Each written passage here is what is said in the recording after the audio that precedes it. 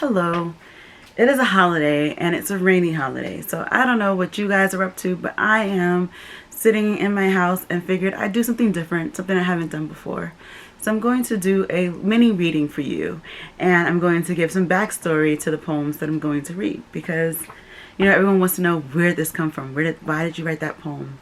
So I'm gonna read you in on a little bit of what it is, and I hope as you find yourself liking what I read, you're gonna forgive me because what I'm going to read is sort of the B list.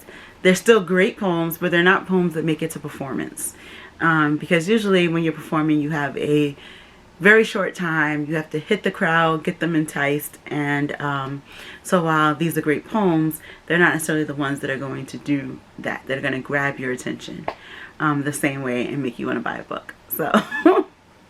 So let's just get at it. The first one I'm going to read is from my book, Black Man, Black Woman, Black Child.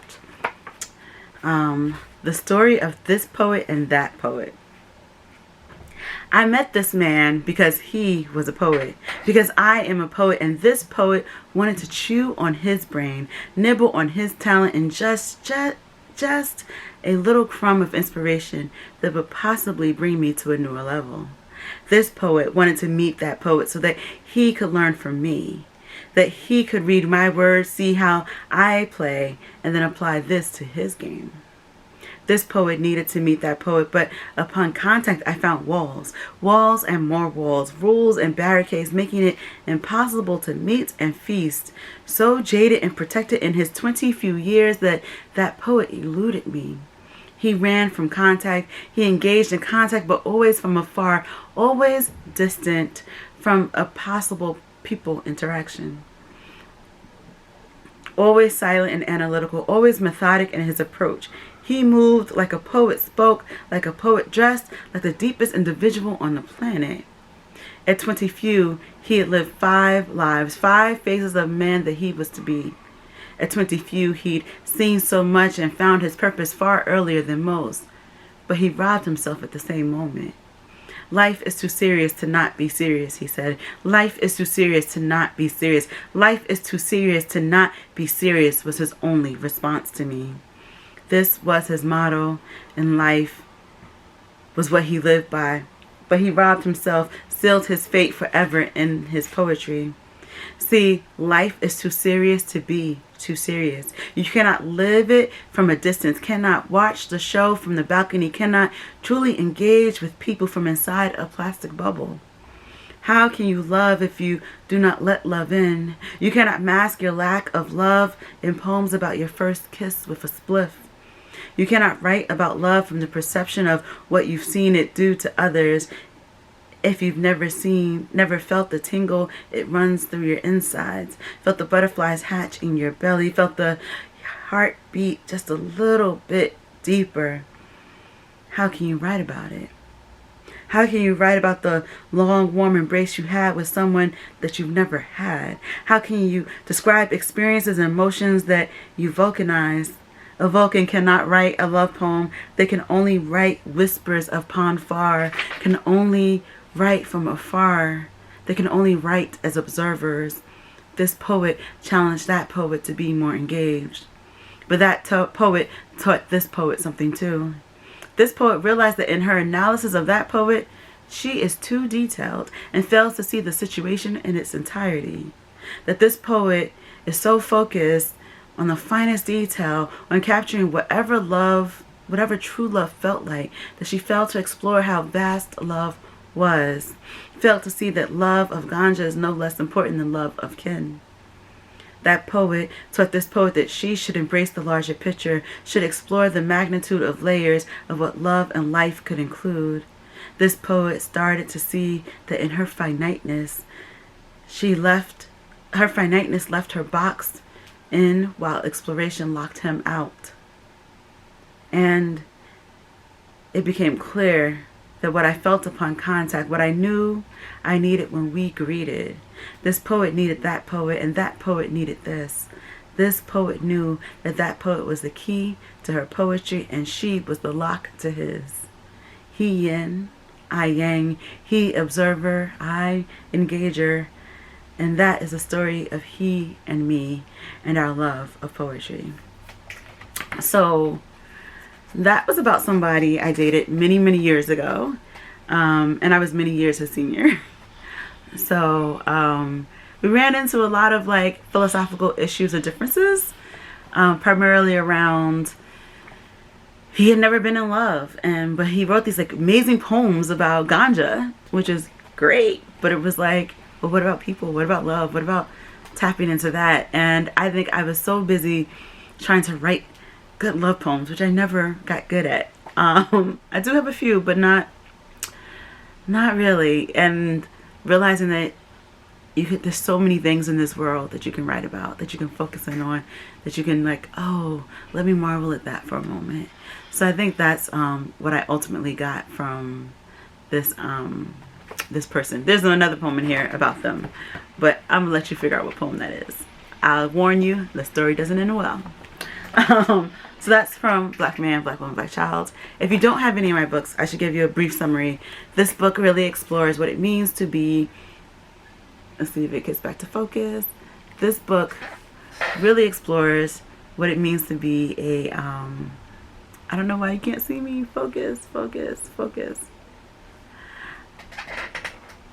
This book really explores what it means to be a black person from the perspectives of man, woman, and child. It's written in 5 parts. It looks at black men, black women, black children, black family, what that family unit could look like, and then what it could mean to be, what it means when you walk outside the door and have to face the world. So that's what this book does. And I think that was from probably the black family section of the book. So there's that. So then my next book is Casualty of Love, which I wrote. Both of these books are more so stuff from the past until more recent. Each book has stuff that I wrote up until that book, but they both also went through a lot of my past catalog. So Casualty of Love, I wrote when I realized that the news cycles were going between murdered black people and Me Too. And I was like, well, me too. And every time I would tell people about what happened to me, everyone, no joke, would interrupt and say, me too. And so I was like, well, if we're all saying me too, and if we all have these experiences with sexual assault and rape and all those other things, then we really need to be talking about these things. So I wrote this book where I explore all the good, the bad, the ugly, the fun, the freaky, and the hurtful parts of love, and how you can possibly heal from it. I mean, this is all books of poetry, but it is all those different things. But I'm not going to read anything. This is still me reading the B-side, right? So I'm going to read Tall Hugs. I've never read this poem out loud, I don't think. And I'll explain this one in a moment too. So Tall Hugs, I think this is from the first part. It's from the Butterflies. So it's from the first part of the book, where it's all the fun parts of I just met you. So Tall Hugs. You make me want to be taller, so that I can meet you mid-air and save you from having to fold so much just to reach me. I would love to add 6 inches to my height, making the difference just a bit smaller, bringing us to a good compromise between 6'4" and 5'5", with us meeting in the middle like Manhattan is the midpoint in our Bronx and Brooklyn connection. I want to heighten my perspective so that it draws us closer together, but honestly, part of me enjoys how I fit into the puzzle that is you. I wrap myself in your arms like a giant winter coat when you greet me. I like being snuggled all up in your embrace like a big old fresh out of the dryer comforter. Oh, how your arms comfort me. I so delight in how you pull me into you, your arms securing and soothing me. I savor the delicate execution of how you completely engulf my short frame, making me yours. I want to wrap my arms up in you all night for all nights. Despite my tiny height, you hold me just right. So that was Tall Hugs. And I met this really gorgeous guy, like gorgeous, like, ooh, gorgeous guy. And he was so tall. And it was a weird date. I think I'm going to add that into the next book. It was a very weird date. I think we had two. We saw each other twice. The first date was so weird, and he made it clear that he really wasn't interested in dating anyone for reals. But at the end of the day, he gave me this hug. And the hug was so amazing. I didn't want to let him go. Like, it was just like, oh, yes, can I hide in your arms forever and ever and ever? Like, I didn't want to leave the hug. The hug was amazing. He, on the other hand, was not as much as amazing. But it inspired that poem. And I thought, like, we still laugh about how ridiculous the 2 times I saw him was. Yeah, it was ridiculous. He, like, the first thing he said to me when we went out was he doesn't really want to date anymore because women are crazy, but I look sane. And then, so I'm assuming that what we were doing was not a date. And then he got a phone call while we were together, and he was like, yeah, I'm out on a date. And then he paid for us to eat, but I didn't think we were paying to eat. So it was weird. So he made no sense. He made no sense, and he hurt my head. But I loved his hugs. And that's the problem with hanging out with a poet, right? You know, things are gonna be, things are gonna come up. So apparently I'm on this love kick, and because every poem that I wanted to pull up was on some romance kick. So 2 X chromosomes with an extra shot of melanin. This is the newest baby. You should have your copy already as well. This came out in January of this year. And so 2 X chromosomes with an extra shot of melanin is my poetic exploration of intersectional feminism. And I only look at it from the intersection in which I exist, which is black and female. There are so many other intersections out there, and I absolutely advocate being aware of and sensitive to those who are even further marginalized and have to fight even more people depending on where they fit in this battle of everything. But again, I can only speak from that which I know. So this book explores what it means to be a black person, what it means to be a woman, and then what it means when those 2 things come together and you have to be a black woman and you're fighting the world. So I think this is yep, there we go. So each section has it's broken out into those 3 sections that I mentioned. So this is from the 2 X chromosomes section of the book. And I did all the artwork. And so I'm going to read Rhythms because I've never read Rhythms, and I really like this poem. And I just haven't had an opportunity to read it yet. Rhythms. He said, stay still, don't move, I got this. As if his job was to dominate, control, subdue my love organs. As if the sway of my hips produced a disruptive rhythm he could not match.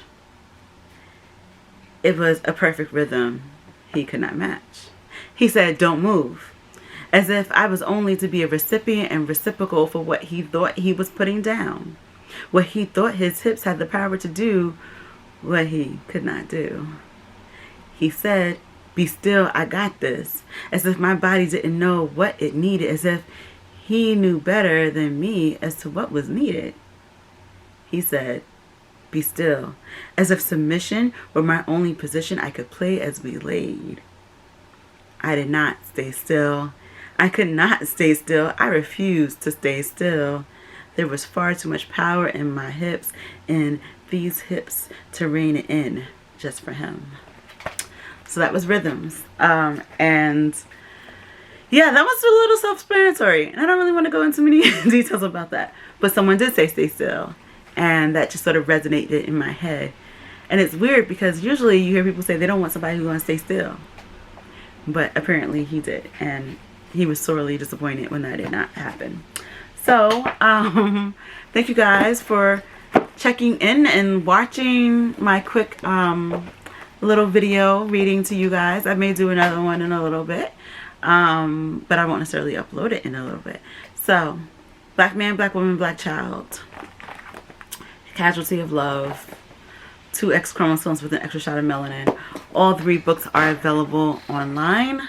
You can check out my website, darikm.com, to read some more of what's in these books. There's also, I think, a poem or 2 that is actually not from any of these books that I've been cycling through lately. And I'm also working on my memoir. So I will, hopefully that'll take a little while longer to get ready because we're in editing phases.